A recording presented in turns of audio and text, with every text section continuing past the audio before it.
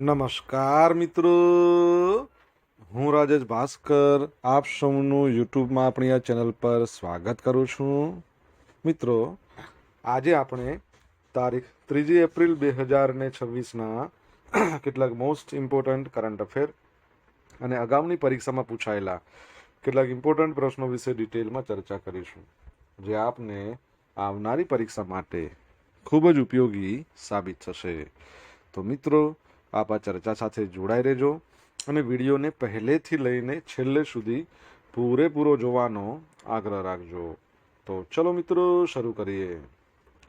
શરૂઆત કરતાં પહેલાં જણાવી દઉં કે જો તમારે આપણી આ યુટ્યુબ ચેનલને સબસ્ક્રાઇબ કરવાનું બાકી હોય તો ચેનલને સબસ્ક્રાઇબ કરજો, નોટિફિકેશન બેલ આઇકોનને પ્રેસ કરીને, અને જો તમને વિડીયો પસંદ આવે તો વિડીયોને લાઇક કરજો, પરંતુ વિડીયોને શેર કરવાનું ના ભૂલતા. તમારા જેટલા પણ મિત્રો જેઓ કોમ્પિટિટિવ એક્ઝામની તૈયારી કરી રહ્યા છે એ બધા મિત્રો જોડે આ વિડીયોની લિંકને અત્યારે જ શેર કરી દો, તમે જે તે સોશિયલ મીડિયા એપ્લિકેશન વાપરતા હો એમાં.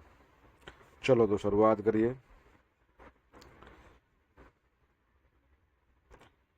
સૌપ્રથમ જોઈશું અગાઉની પરીક્ષામાં પૂછાયેલા બંધારણના પ્રશ્નો, જેના જવાબો તમારે મને કમેન્ટ બોક્સમાં લખીને જણાવવાના છે.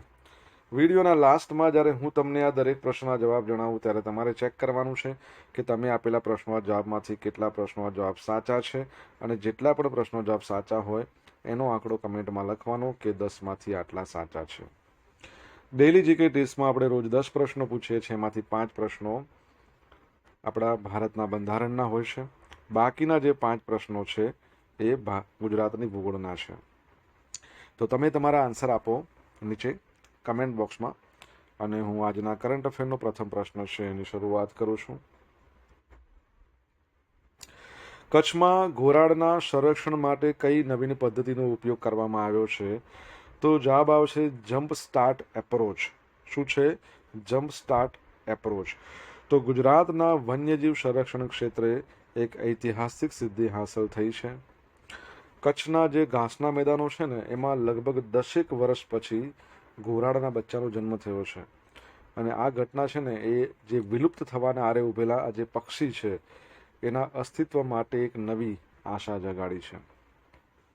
જમ્પ સ્ટાર્ટ એપ્રોચ શું છે? આ સફળતા પાછળ એક અત્યંત આધુનિક અને નવીન સંરક્ષણ પદ્ધતિ જમ્પ સ્ટાર્ટ એપ્રોચ જવાબદાર છે, જેમાં રાજસ્થાનના જેસલમેર સેમ વિસ્તારમાંથી ઘોરાડનું એક ફળદ્રુપ ઈંડું છે એને પોર્ટેબલ ઇન્ક્યુબેટરમાં રાખીને કચ્છના નલિયામાં લાવવામાં આવ્યું. એપ્રોક્સિમેટલી જોશો ને તો 770 કિલોમીટરનું અંતર કાપ્યું છે 19 કલાકમાં, અને આ ઈંડું સુરક્ષિત રીતે કચ્છ પહોંચાડવામાં આવ્યું હતું. કુદરતી સેવન: આ ઈંડાને કચ્છમાં રહેલી એક માદા ઘોરાડના માળામાં મૂકવામાં આવ્યું હતું, જેણે તેનું કુદરતી રીતે સેવન કર્યું અને બચ્ચાને જન્મ આપ્યો.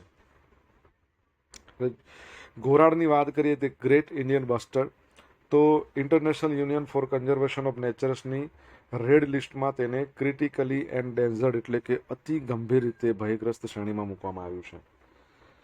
International union for conservation of નેચર્સની વાત કરીએ તો 1948માં એની સ્થાપના થઈ. પ્રેસિડેન્ટનું નામ છે એના રઝાન અલ મુબારક, અને એનું હેડક્વાર્ટર તમારે મને કહેવાનું છે કઈ જગ્યાએ છે. ભારતમાં ટોટલ જોશો ને તો ઘોરાડની વસ્તી 150થી પણ ઓછી છે. મુખ્યત્વે રાજસ્થાનની અંદર થારના રણમાં જોવા મળે, અને ગુજરાતમાં કચ્છના ઘાસના મેદાનો છે. ત્યાં મુખ્ય જોખમો: વીજળીની લાઈનો અને અથડામણ, વસવાટનો નાશ અને સંવર્ધનનો ધીમો દર, આ તેના મુખ્ય જોખમો છે. ગુજરાતમાં તો બહુ સ્થિતિ ખરાબ છે. ગુજરાતમાં જે ઘોરાડની સંખ્યા છે ને ચિંતાજનક સ્તરે ઘટી ગઈ છે. કચ્છમાં માત્ર 3 માદા ઘોરાડ બચી છે, અને કોઈ નર ઘોરાડ છે જ નહીં, એટલે વર્ષોથી આનું સંવર્ધન થતું જ નહોતું. છેલ્લે 2016માં ગુજરાતમાં ઘોરાડનું સફળ સંવર્ધન નોંધાયું હતું. યાદ રાખજો. ભારતીય સેનાના નવા વાઇસ ચીફ તરીકે કોની નિમણૂક કરવામાં આવી છે? તો લેફ્ટનન્ટ જનરલ ધીરજ શેઠ. તો 1 એપ્રિલ 2026ના રોજ લેફ્ટનન્ટ જનરલ ધીરજ શેઠ છે એમણે vice chief of army staff તરીકેનો પદભાર ગ્રહણ કર્યો છે. તેઓ નેશનલ ડિફેન્સ એકેડમી એના ભૂતપૂર્વ વિદ્યાર્થી છે, અને ડિસેમ્બર 1986માં આર્મ્ડ કોર્પ્સમાં તેઓ કાર્યરત થયા હતા. એમની કારકિર્દી અને અનુભવ જોઈ લઈએ તો વૈવિધ્યસભર કમાન્ડ એમણે જમ્મુ કાશ્મીરમાં કાઉન્ટર ઇમરજન્સી ફોર્સ, પછી સુદર્શન ચક્ર કોર્પ્સ અને દિલ્હી એરિયાના જનરલ ઓફિસર કમાન્ડિંગ તરીકે સેવા આપી છે. ઓકે, આ ઉપરાંત તમે જોશો તો 2 કમાન્ડનું નેતૃત્વ કરેલું છે એમણે, વેસ્ટર્ન ફ્રન્ટ અને સાઉથ વેસ્ટર્ન કમાન્ડ. બરાબર છે. તો વેસ્ટર્ન ફ્રન્ટ પર તેઓ રહીને સાઉથ વેસ્ટર્ન કમાન્ડ અને સધર્ન કમાન્ડનું દુર્લભ સંભાળવાનું દુર્લભ સન્માન એમને મળેલું છે. આંતરરાષ્ટ્રીય સ્તરે તમે જોશો તો અંગોલાની અંદર યુનાઇટેડ નેશન્સના મિશનમાં ઓપરેશન ઓફિસર તરીકે પણ કામ કરેલું છે. આ ઉપરાંત તમે જોશો તો ભારતીય સેનાના long term integrated perspective plan અને આધુનિકરણ રોડમેપમાં પણ એમને બહુ મહત્વનું યોગદાન આપ્યું છે. શૈક્ષણિક સિદ્ધિની વાત કરીએ તો પેરિસમાં કમાન્ડ એન્ડ સ્ટાફ કોર્સ કર્યો છે અને ડિફેન્સ સર્વિસીસ સ્ટાફ કોલેજમાં બેસ્ટ ઓલરાઉન્ડ સ્ટુડન્ટ ઓફિસરનો મેડલ પણ જીત્યો છે. આર્મીની વાત કરીએ, તમને ખબર છે આર્મીના ચીફને જનરલ કહેવાય. હાલમાં કોણ છે તમારે જણાવવાનું છે. આર્મી દિવસ છે 15મી જાન્યુઆરી આપણે મનાવીએ છીએ અને સેવા પરમો ધર્મ એનો મુદ્રાલેખ છે. જાનિક સિનર સનશાઇન ડબલ્સ વિજેતા.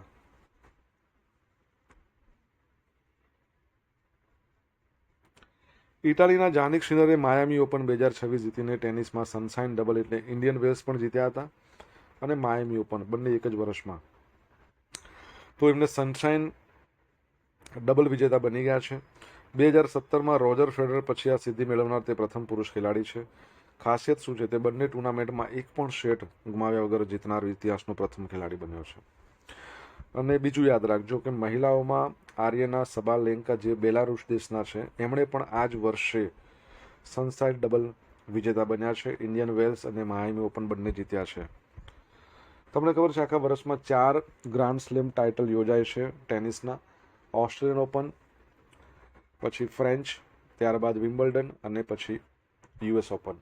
અત્યારે ઓસ્ટ્રેલિયન ઓપન આ વર્ષનું પૂરું થઈ ગયું છે. તમારે બંનેના વિજેતા મને કહેવાના છે. એટલે બંનેના એટલે કે મહિલામાં અને પુરુષોમાં કોણ છે કમેન્ટમાં લખો.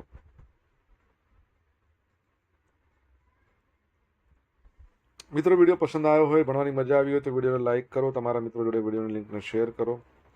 આપણી બંને યુટ્યુબ ચેનલ રાજેશ ભાસ્કર 2ને સબસ્ક્રાઇબ કરો, નોટિફિકેશન બેલ આઇકોનને પ્રેસ કરીને. જો તમારે ડેલી કરંટ અફેરની પીડીએફ જોઈતી હોય તો આપણી ટેલિગ્રામ ચેનલને જોઈન કરો. ડેલી કરંટ અફેરની પીડીએફ તમને અહીંયા મળશે, સાથે પોલ્સ પણ રમવા મળશે. Odisha police president colour award મેળવનાર ભારતનું કેટલામું રાજ્ય બન્યું છે? તો જવાબ આવશે 16મા નંબરનું બન્યું છે. કેટલામા નંબરનું? 16મા નંબરનું. તો ઓડિશા પોલીસે તેની ઉત્કૃષ્ટ સેવા અને વ્યાવસાયિકતા માટે ભારતના સર્વોચ્ચ સૈન્ય અને પોલીસ સન્માન, જેને કહેવાય છે પ્રેસિડેન્ટ પોલીસ કલર, એનાથી નવાજવામાં આવ્યા છે. આ જાહેરાત ઓડિશા પોલીસના 90મા સ્થાપના દિવસ પર કરવામાં આવી. સન્માનનું મહત્વ: આ કોઈ પોલીસ દળ અથવા તો લશ્કરી એકમ માટે ભારતનું સર્વોચ્ચ સન્માન છે. પસંદગીના માપદંડમાં શિસ્ત, બહાદુરી, વ્યવસાયિકતા, જાહેર સુરક્ષામાં નોંધપાત્ર ફાળો. કારણ: ગુના નિવારણ, આધુનિક પોલીસિંગ, ટેકનોલોજીનો ઉપયોગ, માઓવાદી વિરોધી કામગીરી એ બધામાં શ્રેષ્ઠ પ્રદર્શન માટે ઓડિશા પોલીસને આ પ્રેસિડેન્ટ પોલીસ કલરથી નવાજવામાં આવ્યા છે. ઇતિહાસની વાત કરીએ, ઓડિશા પોલીસની સ્થાપના 1936માં થઈ. તમને ખબર છે કે ઓડિશા રાજ્યનો સ્થાપના દિવસ પણ હમણાં જ ગયો, 1 એપ્રિલ. એ જ બરાબર છે, આ દિવસ છે. 2026માં 90 વર્ષ પૂરા થઈ ગયા છે. પ્રેસિડેન્ટ કલર એવોર્ડ મેળવનાર રાજ્યોની વાત કરીએ તો ઓડિશા પોલીસ આ પ્રેસિડેન્ટ સન્માન મેળવનાર 16મું રાજ્ય છે. 2026માં સિક્કિમ છે ને એને જાન્યુઆરી મહિનામાં અને અત્યારે એપ્રિલમાં ઓડિશા આ બંને મેળવ્યું છે. તમને ખબર છે કે સૌ પ્રથમ પ્રેસિડેન્ટ કલર એવોર્ડ મેળવનાર રાજ્ય હતું 1952માં ઉત્તર પ્રદેશ. મને કોઈ ગુજરાતે ક્યારે મેળવ્યું, કયા વર્ષમાં, તમારે જણાવવાનું કમેન્ટ બોક્સમાં લખીને. ફેબ્રુઆરી 2026માં ચીન કયા દેશને પાછળ છોડી ભારતનું ત્રીજું સૌથી મોટું નિકાસ બજાર બન્યું છે? તો નેધરલેન્ડને પછાડીને.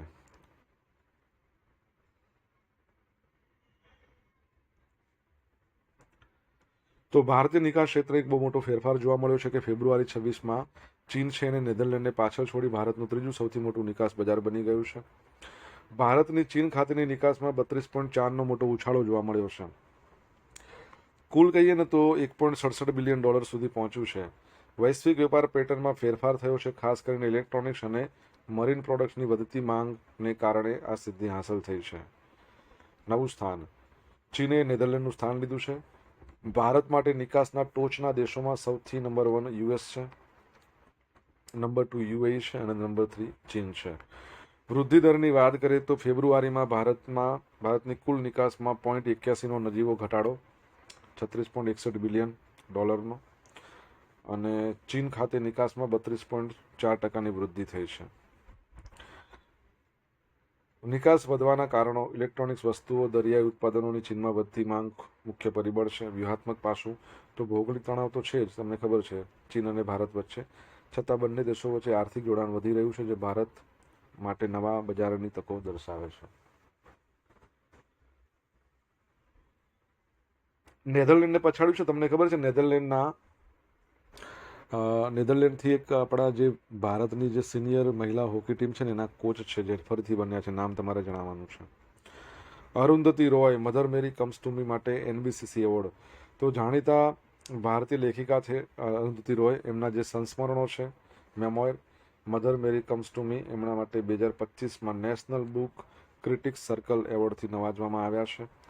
વિજેતાઓની જાહેરાત 28મી માર્ચના રોજ કરવામાં આવી હતી. કેટેગરી: આ એવોર્ડ તેમને આત્મકથા વિભાગમાં મળ્યો છે, આ ઓટોબાયોગ્રાફી વિભાગમાં. પુસ્તકનો વિષય: એમને પુસ્તકમાં એમના માતા મેરી રોય સાથે જટિલ અને પ્રભાવશાળી સંબંધોનું વર્ણન કર્યું છે. તે પરિવાર, ઓળખ, વ્યક્તિગત સંઘર્ષની વાર્તા છે. મહત્વ: લાંબા સમય સુધી રાજકીય નિબંધો લખ્યા બાદ આ તેમનું પ્રથમ સંસ્મરણ છે. અરુંધતી રોયની વાત આવે એટલે તમને ખબર હોવી જોઈએ કે ભારતની અંદર પ્રથમ તેઓ વ્યક્તિ છે જેમણે બુકર પ્રાઇઝ મળ્યો હોય. કયા વર્ષમાં અને એમની સાહિત્ય રચના માટે મળ્યો એ તમારે કમેન્ટમાં લખીને જણાવવાનું છે. સોશિયલ મીડિયાના માધ્યમથી મારી સાથે કનેક્ટ રહી શકો છો. ઇન્સ્ટા આઈડી છે rajesh.i.bhaskar, ફેસબુક આઈડી છે આપણું RI ભાસ્કર, અને ટેલિગ્રામ ચેનલ છે રાજેશ ભાસ્કર, જ્યાં તમને ડેલી કરંટ અફેરની PDF મળશે અને પોલ્સ પણ રનવા મળશે. જો ભણવાની મજા આવી હોય તો વિડીયોને લાઇક કરો, તમારા મિત્રો જોડે વિડીયોની લિંકને શેર કરો, ચેનલ સબસ્ક્રાઇબ કરવાની બાકી તો સબસ્ક્રાઇબ કરો, નોટિફિકેશન બેલ આઇકોનને પ્રેસ કરીને. તાજેતરમાં કયા ભારતીય ખેલાડીને વર્લ્ડ આર્ચરી દ્વારા para Archer of the year જાહેર કરવામાં આવ્યા છે? તો શીતલ દેવી. જન્મથી 2 હાથ નથી છતાં પણ ગોલ્ડ મેડલ લાવેલા છે, વિચાર કરો. તો ભારતની ઉભરતી સ્ટાર તીરંદાજ શીતલ દેવીએ વિશ્વ સ્તરે દેશનું નામ રોશન કર્યું છે. 19 વર્ષની શીતલ દેવીએ વર્લ્ડ આર્ચરી દ્વારા પ્રતિષ્ઠિત para Archer of the year આ એવોર્ડથી સન્માનિત કરવામાં આવી છે. તેઓ જમ્મુ કાશ્મીરના છે. પોતાની દ્રઢ ઈચ્છા શક્તિથી સાબિત કર્યું કે શારીરિક મર્યાદાઓ સફળતાના માર્ગમાં ક્યારેય અવરોધ બની શકતી નથી. ઐતિહાસિક સિદ્ધિઓની વાત કરીએ. વર્લ્ડ રેકોર્ડ: શીતલ દેવી છે ને વિશ્વની પ્રથમ અને એકમાત્ર હાથ વગરની મહિલા તીરંદાજ છે જેમણે વર્લ્ડ પેરા આર્ચરી ચેમ્પિયનશિપમાં ગોલ્ડ મેડલ જીત્યો છે. વર્લ્ડ ચેમ્પિયનશિપ દક્ષિણ કોરિયા. ગ્વાન્સુ ખાતે આયોજિત સ્પર્ધામાં મેડલનો સંપૂર્ણ સેટ ગોલ્ડ, સિલ્વર, બ્રોન્ઝ 3 જીત્યો.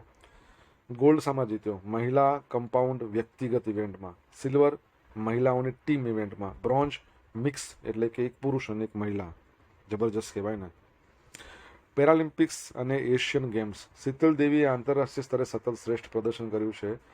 પેરિસ પેરાલિમ્પિક્સ 2024માં મિક્સ ટીમ ઇવેન્ટમાં બ્રોન્ઝ જીત્યો. Asian para games 2022 silver medal. Asian championship 2023 Bangkok silver medal. World archery award 2025ના અન્ય વિજેતાઓ કોણ કોણ છે?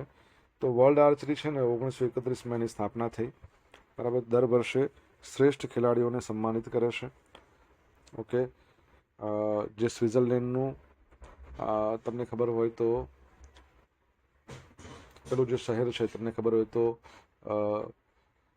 ફીડે છે ને, ઇન્ટરનેશનલ ચેસ ફેડરેશન, એનું હેડક્વાર્ટર જ્યાં આવેલું છે. હું કયા શહેરની વાત કરી રહ્યો છું તમને ખબર છે? ત્યાંનું હેડક્વાર્ટર છે world archery. Archer of the year કોણ બન્યું છે? તો એમિર ખાન હેની, જે તુર્કીના છે, બરાબર છે. ચલો તમને કહી દઉં છું, કહી દઉં. Young archer of the year કોણ બન્યું છે? Baptiste Addis France. અને best team of the year કોરિયાની રિકર્વ ટીમ, બરાબર છે. જન્મથી હાથ ન હોવા છતાં શીતલ દેવીએ હાર ન માની. તેમણે પોતાના પગ અને અસાધારણ એકાગ્રતાની મદદથી તીરંદાજીમાં મહારત. જબરજસ્ત બાબત કહેવાય. આપણે આમના પાસેથી શીખવું જોઈએ, બરાબર છે. મોટિવેટ થવું જોઈએ. અનાહત સિંઘની ઇન્ડિયન ઓપન સ્ક્વોશમાં જીત. મુંબઈમાં યોજાયેલ JSW ઇન્ડિયન ઓપન 2026માં ભારતની ઉભરતી સ્ટાર અનાહત સિંઘ અને અભય સિંઘ બંને શાનદાર પ્રદર્શન કરીને ટાઇટલ જીત્યા. તો મહિલા સિંગલ્સમાં 18 વર્ષની અનાજ સિંઘે ઇજિપ્તની હાના માઉતાઝને 3-1થી હરાવી પોતાનું ટાઇટલ જાળવ્યું. પુરુષ સિંગલમાં ફાઇનલમાં 2 ભારતીય ખેલાડીઓ વચ્ચે મુકાબલો. અભય સિંઘે વીર ચોટરાણીને હરાવ્યા 3-0થી. ટુર્નામેન્ટની વાત કરીએ તો પીએસએ કોપર લેવલ ટુર્નામેન્ટ હતી. અનાજ સિંઘની વાત પરથી તમારા માટે એક પ્રશ્ન છે કે આપણે છેલ્લે ભણ્યા હતા બ્રિટિશ જુનિયર ઓપન સ્ક્વોશ, એમાં તેઓ કયો મેડલ જીત્યા હતા? તમારે જણાવવાનું છે કમેન્ટમાં લખીને. હવે જોઈશું અગાઉની પરીક્ષામાં પૂછાયેલા બંધારણના પ્રશ્નો. પહેલો પ્રશ્ન, કોની ભલામણ મુજબ રાજ્યોને કેન્દ્ર કર આવકનો હિસ્સો મળે છે? નાણાં પંચ. એટર્ની જનરલનો હોદ્દો ધારણ કરવાની મુદ્દત કેટલી છે? ક્યાં સુધી રહી શકે? રાષ્ટ્રપતિની ઈચ્છા હોય ત્યાં સુધી. હાલમાં કોણ છે? આર વેંકટરમણી. 76 નંબરનો અનુચ્છેદ ભારતના બંધારણનો. ભારતના બંધારણમાં નીચેના પૈકી કઈ યાદી મહાનગરપાલિકાના કાર્યોની માં સ્પષ્ટતા કરવામાં આવી છે? 12મી. બંધારણમાં 86માં સુધારાથી એના વિભાગ 3માં કયો મૂળભૂત અધિકાર ઉમેરવામાં આવ્યો હતો? તો શિક્ષણનો. સંસદની બેઠક હોય ત્યારે રાષ્ટ્રપતિ કરેલ વટહુકમ ક્યારે અસરકારકતા ગુમાવે? 6 અઠવાડિયા થાય એટલે ગુમાવી દે. કેટલા? 6 અઠવાડિયા. હવે મિત્રો જોઈશું અગાઉની પરીક્ષામાં પૂછાયેલા ગુજરાતની ભૂગોળના પ્રશ્નો. પહેલો પ્રશ્ન, ગુજરાતના નીચેના પૈકી કયા બંદરનો મત્સ્ય બંદર તરીકે વધુ વિકાસ થયો છે? તો વેરાવળ. શું આવશે? વેરાવળ બંદર. બરાબર. સેકન્ડ પ્રશ્ન, મોલાસીસ કયા ઉદ્યોગની અગત્યની આડ પેદાશ છે? ખાંડ ઉદ્યોગની. કાથો બનાવવા માટે કાચા માલ તરીકે નીચેના પૈકી કોનો ઉપયોગ થાય છે? તો ખેરના વૃક્ષોનો. કડી અને કલોલ તાલુકાનો વિસ્તાર અન્ય કયા નામે ઓળખાય છે? ખાખરિયા ટપ્પા. રસાયણો, સ્ટીલ, કાસ્ટિંગ, ખનિજ તેલ શુદ્ધિકરણ વગેરેમાં ઉપયોગમાં લેવાતું બેન્ટોનાઇટ ખનિજ ગુજરાતના કયા જિલ્લામાં સૌથી વધારે મળી આવે છે? તો ભાવનગરમાં. ઓકે. હવે મિત્રો જોઈશું ગઈકાલે પૂછેલા પ્રશ્નો જવાબ. પહેલો પ્રશ્ન, ગુજરાતનું પ્રથમ પોઈઝન ઇન્ફોર્મેશન સેન્ટર ક્યાં શરૂ કરવામાં આવ્યું? તો કરમસદમાં. સેકન્ડ પ્રશ્ન, 9મી ઇન્ડિયા ફાર્મા કોન્ફરન્સ 2026નું આયોજન કયા શહેરમાં કરવામાં આવશે? તો નવી દિલ્હીમાં કરવામાં આવશે. હવે મિત્રો આજે પૂછેલા પ્રશ્નોના જવાબ જોઈ લઈએ. પહેલો પ્રશ્ન શું હતો કે international union for conservation of natures છે એનું હેડક્વાર્ટર ક્યાં આવેલું છે? તો ગ્લેન્ડ, સ્વિટ્ઝરલેન્ડ. હું સ્વિસ લખું છું.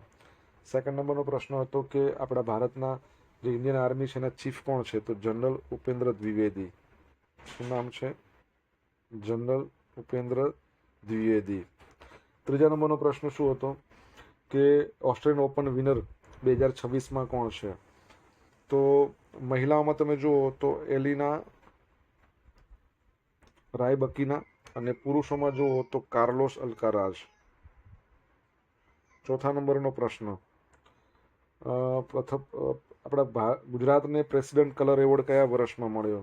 2019. પાંચમા નંબરનો પ્રશ્ન, વર્લ્ડ આર્ચરીનું હેડક્વાર્ટર ક્યાં છે? લુસાને અથવા લાઉઝેન, તમે જે પણ કહેતા હોય. છઠ્ઠા નંબરનો પ્રશ્ન શું છે?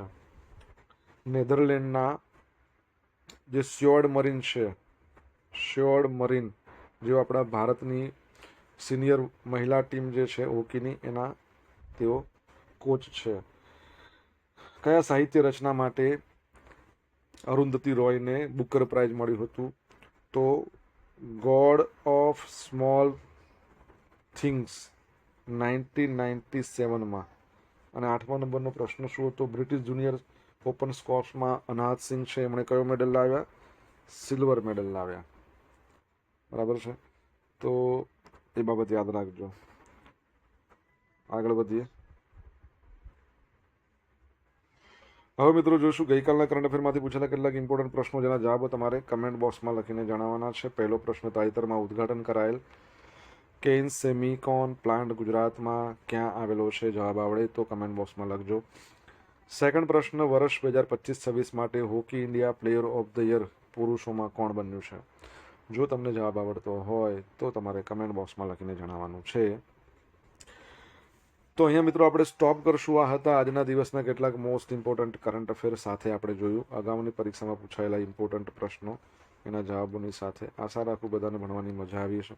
જો મજા આવી હોય તો વિડીયોને લાઇક કરી દો, તમારા મિત્રો જોડે વિડીયોની લિંકને શેર કરો.